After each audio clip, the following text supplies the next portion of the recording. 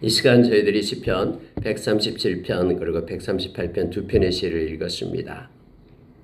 137편은 이제 바벨론 포로로 끌려가 있는 무명의 한 시인이 하나님께 예배하는 것이 너무너무 그리워서 눈물 지으며 하나님 앞에 마음을 쏟아붓는 그러한 찬양이 바로 시가 137편입니다. 그리고 138편은 다윗의 시로 하나님께 영광을 돌리고 있는, 우리가 하나님 앞에 감사해야 될 이유를 조목조목 적고 있는 내용이 됩니다. 몇 가지만 묵상을 하겠습니다. 여러분 1절에 보니까 137편 1절에 보니까 우리가 바벨론의 여러 강변 거기에 앉아서 시원을 기억하며 울었도다 이렇게 말합니다. 여러분 시원이다 그러면은 하나님께 예배하는 곳, 하나님의 임재가 있는 곳을 말하고 예루살렘을 나타내면서 뿐만 아니라 더 구체적으로 하나님의 성전을 말하고 있습니다. 하나님의 성전에서 하나님을 찬양하고 경배할 때는 몰랐는데 이제 경배할 수 없고 예배할 수 없는 그런 때가 되니까 너무너무 그리운 거예요. 하나님께 찬양 드리고 하나님께 영광 돌리고 말씀을 같이 낭독하고 그렇게 하나님의 예배가, 하나님을 향한 예배가 너무너무 하고 싶은 거예요. 지금 여러분 북한 땅에서 하나님께 마음대로 예배할 수 없고 지하에서 혹시 소리가 들려서 그렇게 또 감옥에 갇히고 그럴까 봐 속으로 하나님을 찬양하고 하나님께 예배하는 이들이 있어요. 그들의 소원은 마음껏 하나님께 예배하고 찬양하고 기도하고 싶은데 그렇게 못하는 그런 상황과 환경 가운데 억눌려 있죠. 그들의 소원은 정말로 목청껏 하나님을 찬양하고 십자가 세우고 하나님께 예배하고 싶은 것이 그들의 마음의 소원이 됩니다. 여러분 여기 지금 바벨론으로 끌려가던 이들이 바벨론의 그 강가에 앉아가지고 이제 시온을 기억하면서 눈물 짓는 거예요. 하나님 우리가 여러 가지 이제 눈물의 의미는 있겠죠. 하나님 우리가 하나님을 찬양할 수 없습니다. 저희들이 잘못했습니다. 때가 있고 하나님께 경배할 때가 있을 때 하나님 앞에 나와서 한 번이라도 더 예배하고 하나님께 영광 돌릴 것을 하면서 눈물 지으면서 지난날이 그리워서 울고 있는 이 시인의 모습을 우리가 말씀 속에서 보게 됩니다. 우리를 사로잡은 자가 우리에게 노래를 부르라 하고 우리를 황폐하게 한 자가 기쁨을 청하여 자기들을 위하여 시온의 노래 중 하나를 부르게 하라라고 말합니다. 우리가 전번에 그 찬양을 올린 적이 있었잖아요. 그 히브리 노예들이 부르는 이 바벨론 강가에 앉아서 부르는 찬양이라고 있습니다. 그 찬양을 하나님을 향하여 그렇게 부르고 있는데 이제 이스라엘 백성을 사로잡아 가고 있는 그 사람들이 너희들 한번 찬양을 불러봐라. 노래를 해봐라. 우리를 위해서 너희들이 하나님 여호와를 찬양할 때 부르는 노래 한번 우리를 위해서 불러봐라. 지금 그렇게 말하고 있다라는 거예요. 자 4절 5절에 보면은요 더 마음이 아픕니다. 우리가 이방 땅에서 어찌 여호와의 노래를 부를까? 예루살렘아 내가 너를 잊을진데 내 오른손에 그의 재주를 잊을지로다. 내가 예루살렘을 기억하지 아니하거나 내가 가장 즐거워하는 것보다 더 즐거워하지 아니할진데 내 혀가 내 입천장에 붙을지로다. 여러분 이 말씀이 뭐냐면요. 내가 하나님을 향하여 노래하고 하나님을 향하여 찬양하고 경배하는 것, 그러나 사람을 위해서 또 이 땅에서 이방 나라에서 내가 하나님을 이렇게 이방인들을 위해서 다른 사람을 위해서 내가 노래하는 것, 내 손이 수금을 타고 비파를 그렇게 불고 잡고 불고 하는 모든 악기를 연주하는 것. 근데 지금 시인이 고백하고 있는 것은 내가 어떻게 하나님을 향하는 것보다 더 기쁨으로 즐거움으로 내가 노래할 수 있을까? 나는 그렇게 할 수 없다라고 지금 이 시를 적어서 하나님 앞에 마음을 쏟는 거예요. 예루살렘아 내가 너를 잊을진대. 예루살렘 하나님의 성전을 내가 잊기 전에는 나의 오른손이 그의 재주를 잊을지로다 라고 말하고 있는 것이죠. 나의 악기를 탈 수 있는 나의 손의 이 재주로 내가 하나님을 찬양하고 하나님을 경배하는 것, 이것을 내가 어떻게 잊을 수 있고 이 손으로 다른 그 무엇을, 하나님 외에 다른 무엇을 내가 어떻게 재주를 부릴까? 그럴 수 없다라고 말하고 있는 내용이에요. 5절, 6절도 동일한 내용입니다. 내가 예루살렘을 기억하지 아니하거나 내가 가장 즐거워하는 것보다 더 즐거워하지 아니할진대 내 혀가 내 입천장에 붙을지어다. 내가 어찌 하나님을 더 찬양하고 경배하는 것보다 다른 것을 더 행할 수 있으랴. 차라리 내 입술이 입천장에 붙어가지고 그 어떤 것도 노래하지 않겠다라는, 하나님보다 더 소중히 여기고 하나님보다 더 노래하는 것이 없게 하겠다라는 그러한 시인의 마음을 이 식구에 담아서 하나님께 올리고 있는 내용이에요. 그러면서 여러분 7절에 보시기 바랍니다. 여호와여 예루살렘이 멸망하는 날을 기억하시고 에돔 자손을 치소서. 그들의 말이 헐어버리라 헐어버리라 그 기초까지 헐어버리라 하였나이다. 여러분 에돔이 어떤 민족입니까? 야곱의 형 에서의 후손이잖아요. 그러니까 실제적으로 이삭의 아들들이잖아요. 형제 나라잖아요. 근데 여러분 바벨론이 와서 이스라엘 백성을 칠 때에 막 박수치면서 기뻐했던 나라가 바로 에돔이에요. 그러면서 더 헐어버려라. 성전이 불탈 때 더 불타라. 자기 형제 나라임에도 불구하고 이스라엘 백성이 패망할 때에 박수치면서 기뻐했던 나라가 에돔이에요. 이것을 이 시인은 알고 있는 거예요. 그리고 행여나 에돔으로 피하여 막 고관들이 숨을 때에 에돔 사람들이 그들을 붙잡아가지고 바벨론 느부갓네살 왕에게 이렇게 돌려줬어요. 애들이 도망쳐왔다고 하면서요. 그래서 여러분 이 지금 이스라엘 백성들은 이 에돔이 너무너무 미운 거예요. 더 헐어버리라 더 헐어버리라 라고 말했던 것 기초까지 헐어버리라 하였나이다. 그래서 하나님 예루살렘이 멸망하던 날을 기억하십시오. 그리고 그렇게 기뻐하고 박수쳤던 에돔 자손 하나님이 원수 갚아주십시오 하면서 에돔 자손에 대해서 하나님께서 치라고, 하나님께서 그들에게 심판을 내리라고 그의 마음에 슬픔을 하나님 앞에 지금 돌아오고 있으면 보게 됩니다. 물론 예루살렘을 이렇게 멸망시킨 BC 586년 시드기야 11년째에 예루살렘에 쳐들어와 갈대아인들이 멸망시켜 3번에 걸쳐서 쳐들어오잖아요. 포로를 끌고 가죠. 마지막에 예루살렘 성전이 불타고 많은 이들이 굴비 역도 엮어서 약 4천리 길을 갖다 끌려가잖아요. 포로들이 끌려갈 때는요, 옷 같은 것도 입히지도 않습니다. 그냥 지나가다가 지쳐가지고 나이 든 분들 쓰러지고 죽으면 그냥 버리는 거예요. 그러면서 채찍질하면서 끌고 가는 것이죠. 그렇게 했던 바벨론, 하나님 멸망할 땅 바벨론아, 네가 우리에게 행한 대로 내게 갚는 자가 복이 있으리로다 하면서 우리에게 행한 대로 얼마나 모질게 힘들게 했던 거 알잖아요. 시드기야 눈을 빼고요. 시드기야 앞에서 그 아들들을 다 죽였잖아요. 눈을 빼고 두 눈을 빼고 끌고 갔어요. 왕을요.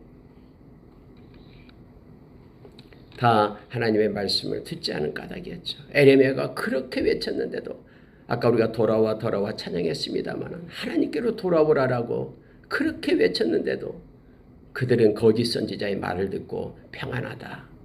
하나님께 예배하는 처소가 어떻게 무너지랴 하면서 거짓된 그러한 메시지에 속아서 하나님께로 돌아오지 않았잖아요. 지금도 여전히 하나님은 돌아오라라고 말합니다. 여전히 베드로후서 3장 8절 이하에서 하루가 천년같이 천년이 하루같이 우리 주님은 한 생명이 회개하고 돌아오기를 기다리고 계신다고 말합니다. 그러나 하나님이 정한 때에 하늘이 말리고 땅의 체질이 풀리는 우리 주님이 천군천사 호령 나팔 소리와 함께 임한다라고, 심판이 시작된다라고, 그때는 모든 것이 다 심판받고 기회가 없다라고 그렇게 베드로 사도는 여전히 외치고 있습니다. 베드로 사도 베드로후서 3장 8절 이하에서요. 바울 사도도 마찬가지예요. 고린도후서 5장 10절에 보면은 그리스도의 심판대가 있다. 근데 그것은 너무나 무서운 심판대다라고 말하면서 내가 이것을 알기에 나는 권면하지 않을 수 없다고 바울 사도는 알고 깨닫고 그의 일생을 앞을 향하여 생명의 통로가 되기 위하여 달려갔던 바울 사도 참수형 당할 때까지 그가 그렇게 힘써서 복음을 전했던 것을 우리는 압니다. 멸망할 딸 바벨로나 네가 우리에게 행한 대로 내게 갚는 자가 복이 있으리로다 하면서 말하면서 9절에 보세요. 내 어린 것들을 바위 위에 메어치는 자는 복이 있으리로다. 여러분 이렇게 너무나 잔인한 말을 하잖아요. 그런데 이것을요 바벨론이 예루살렘에 와서 행할 때 이 일을 했다라는 거예요. 어린아이들, 갓난아이, 걔들이 무슨 죄가 있습니까? 근데 그들을 갖다가 우니까 듣기 싫다고 하면서 바위에다가 내쳤어요. 수많은 이들이 이렇게 약탈당하고 강탈당하고 많은 여인들이 그렇게 성적인 그러한 포로가 되고 막 엄청난 일들이 일어났거든요. 이 모든 일을 행하는 대로 너희들이 이제는 갚음을 받게 될 것이다 하면서 시인이 앉아서 하나님 앞에 예배하지 못하고 하나님의 말씀을 떠났던 것을 후회하면서 가슴 치면서 눈물 짓는 그 시가 바로 137편입니다. 이 말씀을 우리가 깊이 묵상할 때 우리가 기회 있을 때 하나님께 영광 돌리고 하나님 우리에게 기회 주실 때 정말로 하나님의 뜻과 마음을 가지고 하나님이 기뻐하는 영광의 예배 자리에 우리가 늘 나오며 하나님을 찬양하는 자가 되기를 원합니다. 여러분 다윗의 시인데요. 138편에 보면은 감사로 예배하는 이유에 대해서 우리에게 조목조목 가르쳐 줍니다. 내가 전심으로 주께 감사하며 신들 앞에서 주께 찬송하리이다. 여러분 구약에서 자꾸 신들이 나오는데요. 어제 밤에도 말씀을 나눴습니다마는 이방 사람들이 말하는 그들이 위대하다고 생각하는 자기들의 신을 얘기해요. 그때 당시에는 다 민족의 신이 있었잖아요. 막 금오스 씨는 막 잘생긴 아기를 바쳐라라고 막 이렇게 하잖아요. 그래서 살아있는 아기를 갖다가 바쳐요. 불에 태워서 죽여요. 그러면서 자기 신이 위대하다라고 막 찬양해요. 각 나라마다 막 자기 신들이 있었어요. 아수르 신들 막 자기 신이 강하기 때문에 자기들이 그렇게 강대국이 되었다고 말해요. 이집트 신들 뭐 태양신 뭐 금송아지 막 다 있잖아요. 그들이 위대하다고 생각하는 거예요. 그래서 자기 신들이 강하기 때문에 자기 나라가 강대국이 되었다라고 말하는 거예요. 바벨론의 신들도 있고요. 그래서 그때 당시 전쟁은 신들의 전쟁이에요. 전쟁을 하면은 자기들이 그 섬기는 막 신을 갖다가 막 데리고 오잖아요. 근데 이스라엘은 그런 게 없었죠. 근데 이스라엘도 이제 이방인을 본받아 가지고 언약궤를 메고 막 우리도 신이 있다 하면서 싸우러 가죠. 어리석게도. 그래가지고 언약궤 뺏기고. 근데 하나님이 스스로 또 언약궤를 돌아오게 하고 하시고요. 자, 그래서 이 다윗은 그렇게 말하고 있는 거예요. 내가 전심으로 주께 감사합니다.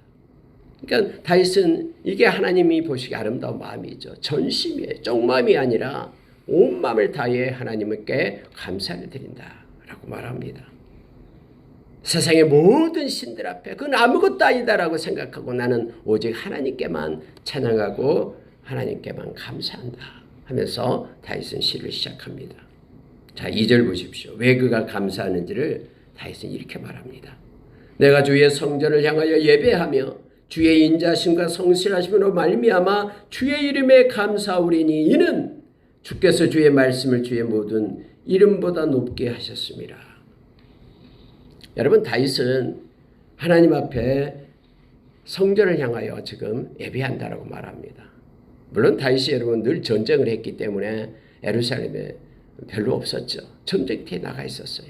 그럼에도 불구하고 성전을 향하여 하나님 앞에 예배하며 하나님을 기뻐했던 다윗의 모습을 보게 됩니다. 인자하심과 성실하심 때문이다라고 말합니다. 이 두 가지죠. 인자하심, 성실하심. 인자하심 헤세드, 성실하심 에메트. 그래서 여러분 이 진리로 하나님께 예배하고 영으로 예배하고 하나님의 인자하심을 따라서 하나님의 성실하심을 따라서 내가 하나님 앞에 예배한다. 감사로 예배한다라고 다윗은 말하는데요. 그 이유를 얘기합니다. 주의 이름에 감사하오리니 이렇게 말하죠. 주의 이름이다라고 말할 때는 그 본래 존재 자체를 나타낼 때 이름이라는 뜻이죠. 그래서 주의 이름에 감사한다라는 것은 하나님 때문에 감사한다라는 거예요. 하나님이 너무나 사랑이 많으시기 때문에 하나님은 신실하시고 성실하시기 때문에 그 하나님을 향하여 예배하며 찬양한다라고 말합니다. 근데요, 그 그 절의 훅구가 너무너무 은혜가 있어요. 이는 하면서 그 이유를 얘기하는데 이렇게 말합니다. 주께서 주의 말씀을 주의 모든 이름보다 높게 하셨습니다.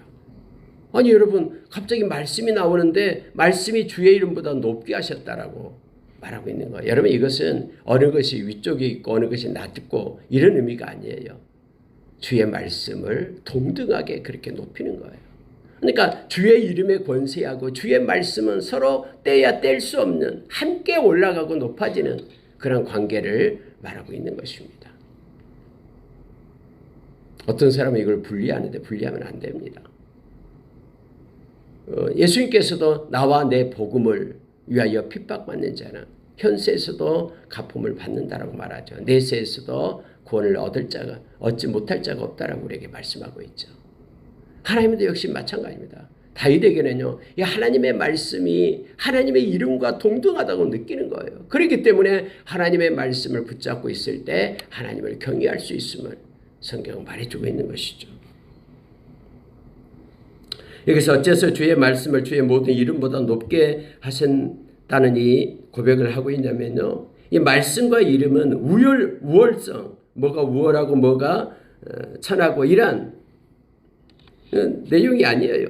이런 문제가 아니라 하나님의 이름은 하나님의 인격과 속성, 그리고 그분의 신실하심을 나타내죠. 그리고 하나님의 말씀은 하나님의 약속을 의미하잖아요. 하나님의 말씀은 하나님의 약속이에요. 그러면 신실하신 분은 성실하게 하나님의 약속을 행하시잖아요. 그래서 여러분 하나님의 말씀은 존귀하고 보배로운 거예요. 말씀대로 그대로 하나님이 행하시기 때문에. 그래서 다윗은 말씀을 하나님의 이름보다 높게 하였습니다. 이런 고백을 하고 있는 것입니다. 하나님께서 약속하신 것은 반드시 성취시키십니다. 하나님의 말씀과 하나님의 이름은 그래서 불가분 관계에 있습니다. 다만 신실한 약속의 성취와 관련해서 하나님의 말씀의 소중함을 강조하면서 하나님의 이름 위에 말씀을 두었습니다. 이렇게 다윗이 말하고 있는 것이죠. 여전히 하나님 우리 주님께서는 히브리서 1장 3절에서 이 능력의 말씀으로 세상을 붙들고 계십니다. 우리가 요한복음 1장 1절에 보면은 말씀이 태초부터 하나님과 함께 있었다 그랬죠.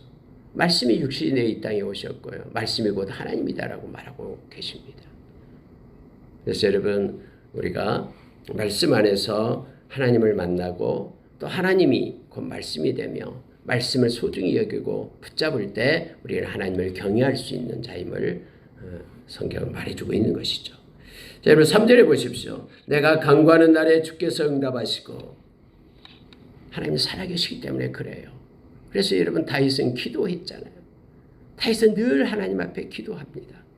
하나님은 살아계셔서 응답해 주시기 때문에 너무너무 하나님이 고맙고 감사한 거예요. 세상의 다른 모든 신들 앞에서 하나님만을 찬양해야 될 이유가 있다라는 거예요. 왜요? 하나님은 간구하고 하나님께 기도하는 자는 하나님께서 응답해 주시기 때문에 하나님은 다른 신들과 다르게 죽은 신들이 아니라 살아계신 하나님이시기 때문에 우리가 여러분 히브리서 11장 6절에서 믿음이 없이는 하나님을 기쁘시게 하지 못한다라고 말하죠. 그래서 하나님께로 나아가는 자는 그가 계신 것을 믿어야 되는데 이 계신다라는 게 뭐냐면 살아계심을 믿는다라는 거예요. 자기를 찾는 자들에게 상 주시니심을 믿는다. 하나님께 찾고 기도하는 자에게 하나님이 반드시 응답해 주시는 살아계신 하나님을 믿는 것이 믿음이다라고, 그 믿음이 하나님을 기쁘시게 한다라고 히브리서 주제는 우리에게 그렇게 가르쳐 줍니다. 그들이 주의 입의 말씀을 들음이 오며, 자 4절에서 그렇게 말하고 있죠. 3절 위에 빠졌네요. 내 영혼에 힘을 주어 나를 강하게 하셨나이다. 기도할 때에 하나님 응답하시고, 기도할 때에 우리의 영혼에 하나님은 힘을, 동력을 공급해 줍니다. 그래서 여러분 강하게 되는 거예요. 사람이 기도하는 자가 그래서 강한 자가 되는 거예요. 기도하면은 하나님께서 마음에 동력을 부어주셔서 다윗이 성벽을 뛰어넘고 적진을 향하여 말을 달릴 수 있는 동력이 기도에 있었다라고 지금 말하고 있는 거예요. 그 하나님을 찬양하고 감사하는 것입니다. 기도하지 않으면 약해집니다. 우리의 내면이 약해져요. 그러나 기도하면은 우리의 내적 자아가 강해집니다. 하나님이 힘을 공급해 주기 때문에 그렇습니다. 4절을 보십시오. 여호와여, 세상의 모든 왕들이 주께 감사할 것은 그들이 주의 입의 말씀을 들음이는, 말씀이 없다면은 우리는 하나님께 감사를 할 수가 없습니다. 세상을 향하여 하나님의 말씀을 듣는 그 말씀 때문에 그들이 하나님 앞에 감사하라라고 말합니다. 오늘날도 복음이 모든 열방 가운데 전해짐으로 인하여 세상은 이 복음 때문에 하나님 앞에 감사하고 영광을 돌려야 됩니다. 우리가 때로는 생각하면 저 가난하고 힘들고 못 사는 나라에 정말로 빵 한 조각, 우유 그런 한 팩을 공급하는 것이 중요하게 느껴질 수 있어요. 그거 못 먹으면 굶어 죽으니까요. 그러나 그것보다도 더 중요한 것이 있다고 성경은 말해요. 바로 영원한 생명을 주신 말씀이에요. 말씀이 온 천하에 증거되고, 그래서 그 말씀을 붙잡고 영원한 생명을 얻게 되는, 빵 조각은 단 한순간에 그러한 배고픔을 없애준다면 생명의 말씀, 이 생명의 떡은 영원한 생명을 공급해 주잖아요. 다윗이 지금 모든 열방의 왕들이 감사할 것이 있는데, 그것은 하나님의 말씀이 그들에게 나갈 때, 그들이 하나님 말씀을 붙잡을 때 감사하게 된다라고 말합니다. 5절에 보면은 그들이 여호와의 도를 노래할 것은 여호와의 영광이 크심이니이다. 다 노래하고 찬양할 것을 얘기합니다. 하나님의 영광은 너무너무 크고 하나님은 영원하신 보좌이기 때문에 그렇습니다. 우리가 하나님 앞에 예배하는 것은 당연합니다. 입술이 있는 자마다, 호흡이 있는 자마다 하나님을 찬양할 것을 말합니다. 그분이 우리를 지었고 우리는 그분의 자녀며 그분의 영광과 놀라움, 그리고 그분이 우리를 향하여 행하신 모든 일들은 너무너무 크고 존귀하기 때문에 그렇습니다. 당신의 아들 우리를 대신해서 생명을 주어 우리에게 영원한 생명을 그분이 주셔서 우리는 찬양하고 노래할 이유가 있습니다. 특히 예수 믿는 저와 여러분은 구원의 노래로 감격하며 살아야 될 하나님의 백성입니다. 하나님은 우리를 다 아십니다. 높은 곳에 계셔도 낮은 자를 굽어 살펴보십니다. 멀리 있어도 교만한 자를 아시고 꺾으시며 겸손한 자를 아시고 은혜를 베푸십니다. 하나님 앞에 겸손으로 나갈 때 하나님이 여러분 마음 모른다라고 여러분 불평하지 마십시오. 하나님은 다 알고 계십니다. 우리의 생각과 우리의 심장과 폐부를 살피시는 하나님께서는 동기와 의도까지도 다 알고 계십니다. 지금 이 자리에서 하나님 앞에 예배하는 우리의 모습을 주님은 다 보고 계시고 알고 계십니다. 그래서 여러분 주님 오실 때 혹시 내 이름 부르지 않으면 어떨까 걱정할 필요가 없습니다. 주님은 다 알고 계십니다. 온전하신 분이고 완전하신 분이기 때문에 그렇습니다. 여러분 7절 8절 보고 마치겠습니다. 7절 보십시오. 내가 환난 중에 다닐지라도 주께서 나를 살아나게 하시고 주의 손을 펴사 내 원수의 분노를 막으시며 주의 오른손이 나를 구원하시리로다. 여러분, 우리에게 화를 내면서 달려드는 이들이 있어요. 원수들이 있습니다. 분노를 내면서 우리를 삼킬 듯이 우리를 에워싸고 달려듭니다. 그러나 걱정하지 말 것은 그들의 분노가, 그들의 저주가 하나님의 방패를, 우리를 막고 있는 하나님의 방패를 넘어설 수가 없고 뚫을 수가 없습니다. 하나님은 우리를 보존하시고 끝까지 책임지시기 때문에 우리가 이 험한 세상이라도 당당하게 주님과 함께 행진할 수가 있습니다. 세상에 함몰될 것 같지만 절대로 우리는 생명싸개로 쌓여져 있기 때문에 세상에 어떤 것들이 우리를 끌고 가지 못합니다. 우리가 하나님을 떠나지 않는다면요. 하나님 우리에게 자유의지를 주셨잖아요. 심지어 그래서 우리가 자유의지를 가지고 하나님께 예배하기를 기뻐합니다. 억지로가 아니라. 심지어 여러분 아담과 하와에게 죄를 지을 수 있는 자유의지까지도 줬잖아요. 그래서 그들을 로봇으로 만들지 않고 그들은 자유에 의해서 하나님께 불순종하고 하나님을 떠나고 말씀을 떠나는 그런 죄를 범한 것이죠. 우리가 하나님을 사랑하고 우리 주님의 안에 있는 이상, 우리가 떠나지 않는 이상 어떤 것도 우리를 하나님의 사랑의 둘에서 끊을 것이 없습니다. 우리가 주 안에서 끝까지 주 안에 있으며 주님과 함께 동행하는 삶을 사는 저와 여러분 되기를 원합니다. 8절에 보면은 여호와께서 나를 위하여 보상해 주시리로다. 다윗은 이것을 알고 있었어요. 하나님의 보상, 사람이 주는 보상이 아니라, 그래서 사람한테 서운해하고 그런 게 아니라 하나님의 보상을 다윗은 기억합니다. 그래서 이 땅에서 내가 보상을 받지 않는다면 하나님 앞에 섰을 때에 하나님께서 더 큰 보상으로 저와 여러분에게 행해 주실 것입니다. 전로 역정에서 그들이 우리는 절대로 여자 2명이서 얘기하잖아요. 절대로 이 땅에서는 보상받지 말자. 우리는 하나님 앞에 가서 더 큰 영원한 보상. 이 땅에서 보상받은 것은 이 땅에서만 누리고 끝나는 거예요. 그러나 하나님 앞에서 보상받는 것은 하나님 나라는 영원하잖아요. 영원히 그것을 누릴 수 있음을 우리가 기억하기를 바랍니다. 하나님은 다 알고 계시고 애매한 고난을 받아도 그래도 하나님 생각하면서 참는 거예요. 그러면은 하나님 앞에 아름다운 것이 됨을 우리가 기억하기를 원합니다. 주의 인자하심이 영원하오니 주의 손으로 지으신 것을 버리지 마옵소서. 우리가 주의 손으로 지으신 주님의 피조물입니다. 히브리서 13장 5절에서 하나님은 결코 우리를 버리지 않고 떠나지 않습니다. 요한일서 5장 18절에서 하나님께서는 악한 것이 우리를 만지지도 못하게끔, 우리 주님은 악한 것이 우리를 만지지도 못하게끔 우리를 지켜주시겠다고 약속했습니다. 이 땅은 저와 여러분이 고난을 받는 것은 훈련 받는 것입니다.